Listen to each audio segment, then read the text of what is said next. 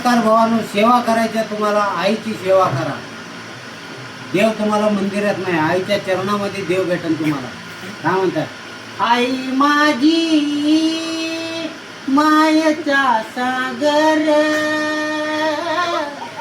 कसा दगडानं पाय घासू जरा, कसा आपण कधी तर येतो पाय बघा घाम झालेले सगळं, कसं दगडानं घासून घासून.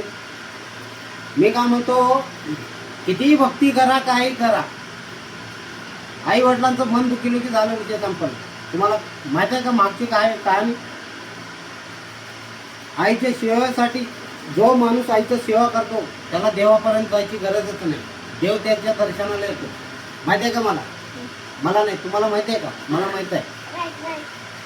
असं गार गार गार गार गार गार घासून असं, आई माझी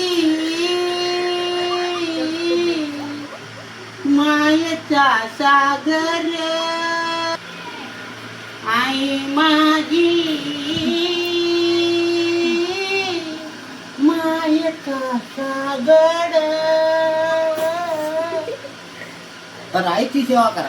आता आपले फादर नाही म्हणून मी आईची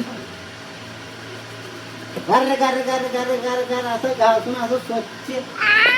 हो, असं पातेल्यामध्ये बघितलं ना, एकदम अमृत अमृत निघालेलं आहे.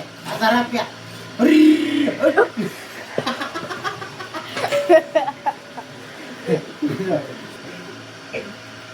काय म्हणताय? आई माझी मायेचा सागर.